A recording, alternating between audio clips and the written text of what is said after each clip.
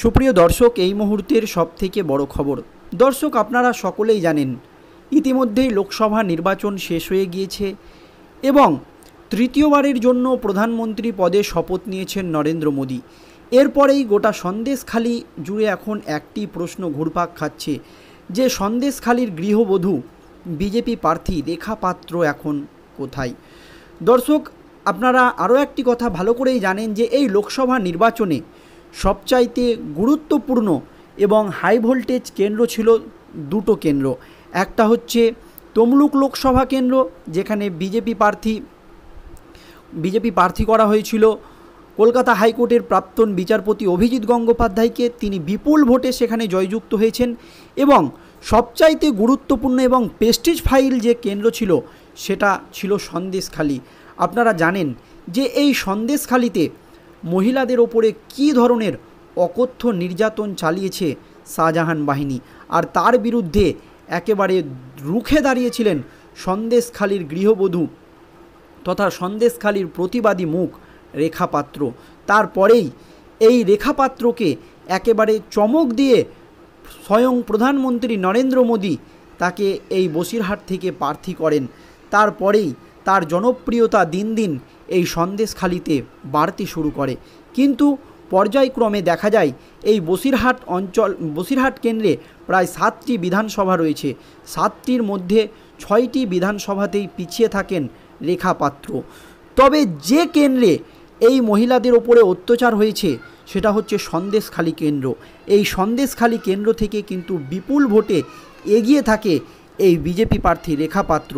কিন্তু এই 6টি কেন্দ্রে প্রচুর পরিমাণে সংখ্যালঘু ভোট, সেই কারণে বিজেপি প্রার্থী রেখা পাত্র সেখানে তৃণমূল প্রার্থী হাজি নুরুল ইসলামের কাছে বিপুল ভোটে হেরে যায়।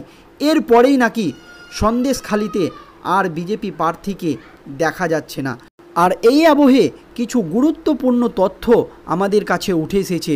কোথায় রয়েছে রেখা পাত্র, কত টাকারই বা মালিক রেখা পাত্র, এই লোকসভা ভোটের পর কেন তিনি সন্দেশখালির মাটিতে পা দিচ্ছে না, এই নিয়ে কিন্তু নানান প্রশ্ন ঘুরপাক খাচ্ছে অনেকের মনেই। যদিও রেখা পাত্র দাবি করেছেন এই ভোটে কারচুপি করেই তাকে হারানো হয়েছে, ষড়যন্ত্র হয়েছে তার পেছনে, কিন্তু নানান মহল থেকে আবার বলা হচ্ছে ভোটের পরপরই আর খুব একটা সন্দেশখালির ময়দানে দেখাই যায়নি রেখা পাত্রকে। তবে কি বেপাত্তা রেখা পাত্র? যদিও রেখা স্পষ্ট বলেছেন সময় হলে ঠিক সন্দেশখালিতে ফিরে যাব। অনেকের মনেই প্রশ্ন জাগছে, তাহলে সন্দেশখালি ফিরে যেতে আবারও কি ভয় পাচ্ছেন সন্দেশখালির এই গৃহবধূ বা সন্দেশখালির এই প্রতিবাদী মুখ? তিনি কি সন্দেশখালিতে হাজির হলে আবারও তার উপরে অত্যাচার হতে পারে? সেই জন্য ভয়ে কি কোথাও তিনি গা ঢাকা দিয়ে রয়েছে? নানান প্রশ্ন কিন্তু ঘুরপাক খাচ্ছে রাজনৈতিক মহলে। তবে রেখা পাত্র বলেন, আমি চোর নয় যে লুকিয়ে থাকব, আমি কবে যাব সেটা আমার ব্যক্তিগত ব্যাপার। এই লড়াই শক্তিশালী করার জন্য মানুষের পাশে দাঁড়াবো। তিনি বলেন, সন্দেশখালির মহিলাদের পাশে যে আমি দাঁড়িয়েছি, এই লড়াইকে আরও শক্তিশালী করে আমি সন্দেশখালির মহিলাদের পাশে দাঁড়াবো। আমি যখন রাজনীতির ময়দানে পা দিয়েছি এবং বিজেপি যখন আমাকে একটা সম্মানের জায়গা দিয়েছে, তখন আমি কখনোই আর রাজনীতি থেকে বের হব না, আমার লড়াই আরও তীব্রতর হবে। এরপরে রেখাপাত্র আরও বলেন, এইদিকে ভোটের ফল সামনে আসতে না আসতেই রাজ্যের নানান প্রান্ত থেকে লাগাতার আসছে হিংসার খবর। অভিযোগ, বহু জায়গাতেই তৃণমূল রোষানলে পড়েছেন পদ্মকর্মীরা। যদিও রেখার দাবি, এলাকা থেকে এ ধরনের খবর এলেই তিনি সন্দেশখালি ছুটে যাবেন। বলেছেন, অত্যাচারিত মানুষের পাশে আমি দাঁড়িয়েছি। ঘরছাড়া হয়ে বিজেপিকে সমর্থন করার জন্য আমি মানুষের কাছে কৃতজ্ঞ। তিনি বলেন, সন্দেশখালির মহিলারা ঘর ছাড়া হয়েও আমাকে সমর্থন করেছে, তাই সন্দেশখালি বিধানসভায় আমি অনেক ভোটে এগিয়েছিলাম। এই জন্য সন্দেশখালির মহিলাদের কাছে আমি কৃতজ্ঞ, বলেন রেখা পাত্র। যেখানে মানুষের ওপরে অত্যাচার হবে সেখানেই যাব। রেখা পাত্রকে প্ল্যানিং করে হারানো হয়েছে। রেখা পাত্র হার স্বীকার করেনি, রাজনীতিতে এসেছি বলে রাজনীতিতেই থাকবো, এমনই মন্তব্য করেন। তাহলে তাকে প্রশ্ন করা হয়েছিল যে কারা এই প্ল্যানিং করেছেন তাকে হারানোর জন্য। এ বিষয়ে কি বলেছেন রেখাপাত্র দেখুন। পরাজিত হয়ে দলের নেতৃত্বের বিরুদ্ধে সুর চড়াতে দেখা গিয়েছে অমৃতা রায়, দিলীপ ঘোষের মতো নেতাদের।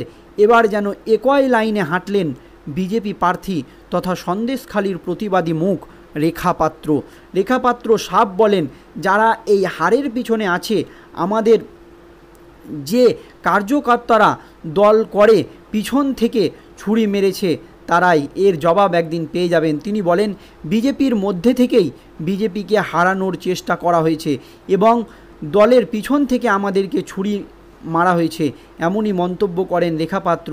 তিনি আরও বলেন, যে দল সম্মান দিল সেই দলকে আমি অসম্মানিত করার জন্য তৃণমূলের সঙ্গে হাত মিলিয়ে ওরা যা কাজ করেছে তার জবাব পেয়ে যাবেন। তিনি বলেন যে দল আমাকে অসম্মানিত করার জন্য তৃণমূলের সঙ্গে হাত মিলিয়েছে এবং ওপর বিজেপির সঙ্গে থেকেছে, তারা কিন্তু একদিন যোগ্য জবাব পেয়ে যাবে। তাহলে তারা ছুরিটা কে মেরেছে সেটা কিন্তু রেখাপাত্র ভালো করেই জানে। এই নিয়ে রেখাপাত্রকে প্রশ্ন করা হলে উত্তরে রেখাপাত্র বলেন, প্রধানমন্ত্রী নরেন্দ্র মোদী এবং বিরোধী দলনেতা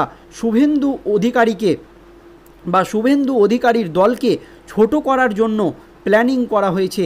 এই হার পরাজয় হিসাবে মানছি না। তিনি বলেন, এই হার পরাজয় হিসাবে আমি কিছুতেই মানছি না। সন্দেশখালির মধ্যে যে মহিলাদের ওপর অত্যাচার হয়েছে তার যে প্রতিবাদ, সেই প্রতিবাদ চলবে। আমি হেরেছি বলে একটুও মাথা নত করব না, এ কথা পরিষ্কার জানিয়ে দেয় রেখাপাত্র। যতই মিথ্যা আশায় বুক বাঁধুন, বেশি দিন বুক বেঁধে থাকতে পারবেন না, এমনই হুঙ্কার দেন রেখাপাত্র।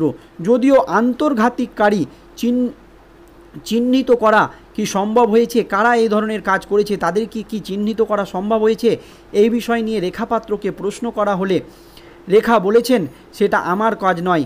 মাননীয় প্রধানমন্ত্রী আছেন, বিরোধী দলনেতা শুভেন্দু অধিকারী আছেন, তারা পর্যবেক্ষণ করে দেখবেন যে কারা এই কাজ করেছে। অবশ্যই আমি দলের উচ্চ নেতৃত্বকে জানাবো।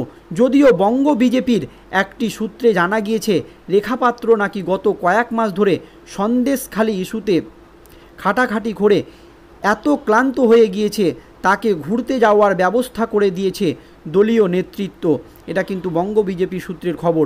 তবে বিজেপি মহিলা মোর্চা নেত্রীর সঙ্গে এক ফ্রেমে রেখাপাত্রকে দেখা গিয়েছে এয়ারপোর্টে। যদিও কলকাতা টিভি থেকে আমরা এই নিউজটি নিয়েছি, তারা কিন্তু এর সত্যতা যাচাই করেনি। তবে রেখাপাত্রকে এয়ারপোর্টে দেখা গিয়েছে বলে সূত্রের খবর। এবং রেখাপাত্র এখন কোথায় রয়েছে তা নিয়ে এখনও কিন্তু ধোঁয়াশা রয়ে গিয়েছে। তবে রেখাপাত্র যে সন্দেশখালি ইস্যুতে কোনো মতেই দমবে না এবং তিনি যে বিজেপিতেই থাকবে তা কিন্তু পরিষ্কার জানিয়ে দিয়েছে। ধন্যবাদ।